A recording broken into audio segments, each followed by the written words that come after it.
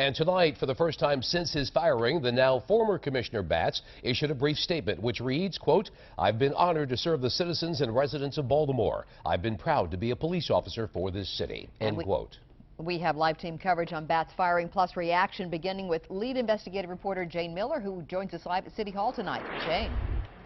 Donna, Anthony Batts was Mary's Stephanie Rawlings-Blake guy. She brought him here from the West Coast to Baltimore in 2012, billed him as a reformer.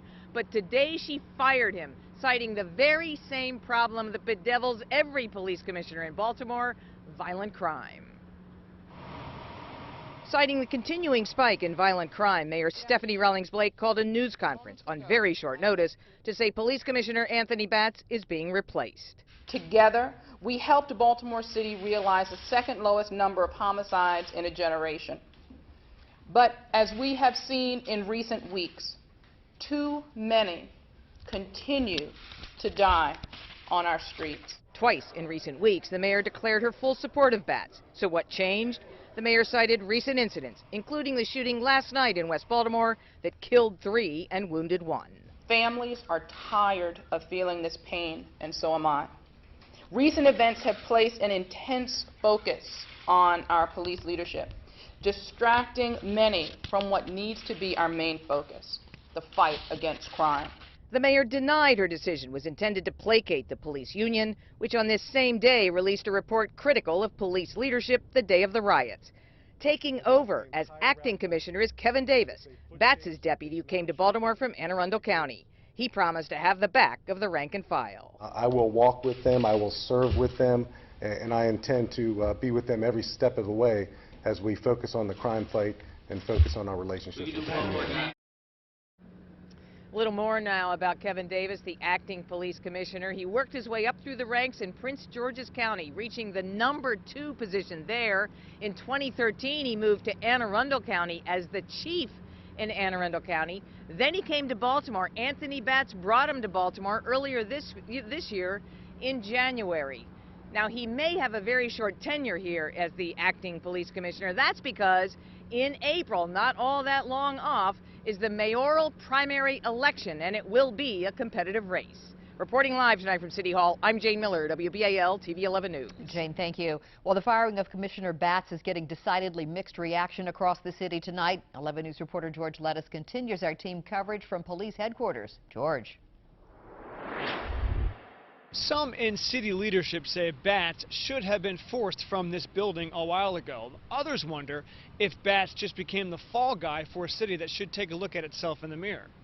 Something had to change. That was the prevailing reaction coming out of City Hall following the mayor's afternoon firing of Anthony Batts. City Council Vice President Ed Reisinger and Councilman Carl Stokes had been calling for Batts to go. We should move forward now, immediately, because we've become the most violent city in America, maybe second only to Chicago. And I think that with Batts, I don't think there was a plan. You know what I mean? It's my personal opinion. I don't think there was a plan. Councilman Brandon Scott was never in favor of hiring Batts back in 2012. He lobbied for then Deputy Commissioner Anthony Barksdale. We know that 2011 was the lowest amount of homicides that we've seen on record, and we know that anyone inside City Hall knows that Deputy Commissioner Barksdale was the person that led us to that. While most of City Hall agreed with the mayor's call, there was a different take from some on the city streets. He was doing his job. He ain't do nothing wrong. I don't see no reason why he should have been fired. Maybe the mayor. They had to put the blame somewhere, but he was in charge of force. That's a high position and a lot of responsibility. So I don't think they should have fired him. I don't. Who should be held accountable for all this violence we're seeing? The people of Baltimore City, not the police. To that point, here's Councilman Scott again. Right now, people are dying on the streets of Baltimore, and that's all I can care about. But is the result of people dying the result of one individual, No, Anthony it isn't. Batts? But heavy is the head that wears the crown. Councilman Scott also tells me he believes city officers wanted Batts to go. Stokes wouldn't go that far, but he did say he believes that city officers did lose faith in Batts' leadership.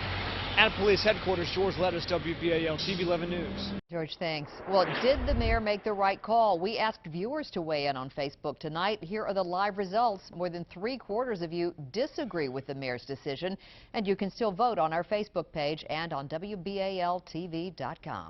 Well, before it was announced that Commissioner Anthony Batts had been fired, the FOP issued its review of the police department's response to the riots in April. 11 News reporter Kai Reed is live at the FOP headquarters in North Baltimore with that part of the story. Kai? Well, Stan, the mayor essentially said that it was just a coincidence that Commissioner Batts was fired and that this FOP report came out on the same day. In fact, she said that she wouldn't do anything to placate the FOP. Regardless, this report was extremely critical of the police leadership response during the riots and specifically mentions Commissioner Batts. This isn't a recommendation for him to leave. This is a recommendation for improvement. That was Police Union President Jayne Ryan's response to the question, is it time for Police Commissioner Anthony Batts to go? It took place before the mayor announced that Batts had been fired, while Ryan gave details about a union review criticizing department leadership during the riots. The officers characterized the Baltimore Police Department's leadership during the riots as unprepared, politically motivated, and uncaring, and confusing. The 32-page report gave 6 areas of concern and first-hand accounts from officers who said that many of the on-site commanders were unfamiliar with tactics and that decisions made by top commanders put them in harm's way. Officers reported direct orders from command staff not to intervene or engage the rioters, not to wear their issued riot helmets, even as bricks and bottles were being thrown at them, not having received adequate training and equipment.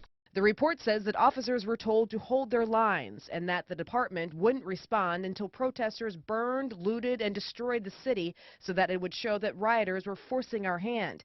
And it says that morale is so low that a significant percentage of the officers interviewed said that they're considering quitting or retiring within the next 2 years. There's nothing that's being put into place right now to prevent this from ever happening again. The recommendations for improvement in the report include providing proper equipment, an increase in training, upgraded deployment plans, and giving on-scene commanders the authority to order arrests. So in reaction to Commissioner Batts being fired, Jayne Ryan issued a statement saying, in part, our after-action review released this morning detailed officers' concerns that the Baltimore Police Department's response to the riots was lacking in many areas. We look forward to working with Interim Commissioner Kevin Davis to unite the Baltimore Police Department. Reporting live in North Baltimore, Kai Reed, WBAL-TV 11 News.